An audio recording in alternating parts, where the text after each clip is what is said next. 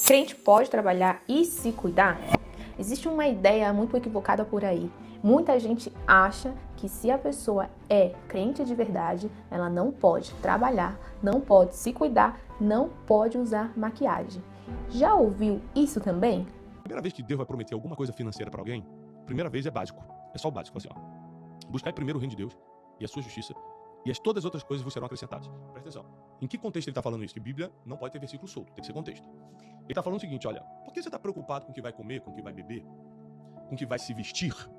Se as aves do céu, que valem muito menos que você, quem alimenta sou eu. Se os lírios do campo, que não fazem nada para se vestiram melhores do que Salomão em toda a sua glória. Ou seja, se eu cuido das aves, do lírio do campo, eu não vou cuidar de você. Ou seja, a única promessa de dinheiro que Deus dá para o ser humano é: não vai faltar comida, não vai faltar bebida, não vai faltar roupa. Então, a única promessa é: se você busca primeiro o reino de Deus, não vai faltar o básico. Deus não promete riqueza. Mas vamos com calma. Servir a Deus nunca significou viver largado, parado ou sem responsabilidade com a própria vida. A Bíblia não condena o trabalho. Pelo contrário, ela honra quem trabalha. Em Lucas, no capítulo 10, versículo 7, está escrito: digno é o trabalhador do seu salário. E em Provérbios, capítulo 31, vemos uma mulher virtuosa que trabalha, negocia, administra, se veste bem e continua sendo temente a Deus. Ou seja, cuidar da vida e temer a Deus nunca foram opostos. Entende, mulher? Cuidar não é pecado. Trabalhar não é pecado. Ganhar pelo seu trabalho não é pecado. O problema nunca foi ter. O problema é quando o seu coração passa a depender mais das coisas do que de Deus. É quando você coloca todo mundo na frente do Senhor.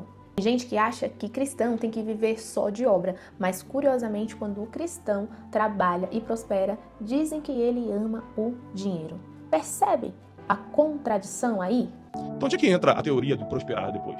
Aí é o nível 2 da prosperidade. Nível 1 é o que Deus te promete, básico. Nível 2 é: deleita-te no Senhor e Ele concederá os desejos do teu coração. O nível 2 é nível sonho, mas aí não depende de Deus. Só o básico depende de Deus.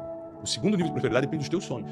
Se eu não tivesse o sonho, irmão, de viajar ao mundo que nem eu tinha, de comer num restaurante bom, eu só teria ficado no básico, que a promessa de Deus pra mim era o básico. Eu ia na igreja, buscava o reino de Deus, ora todo dia tá o básico aqui, ó, comida. Mas tem um terceiro nível.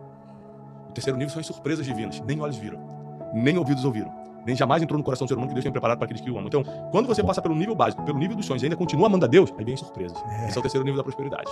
O Evangelho nunca ensinou o abandono da responsabilidade. Ele ensina a prioridade. Em Mateus capítulo 6, verso 33, não diz para você não ter nada. Diz para você buscar primeiro o reino e as demais coisas são acrescentadas. O Senhor, Ele sabe das nossas necessidades. O Senhor, Ele sabe dos nossos desejos. O problema é quando você coloca essas coisas ou você trata essas coisas como Deus da sua vida.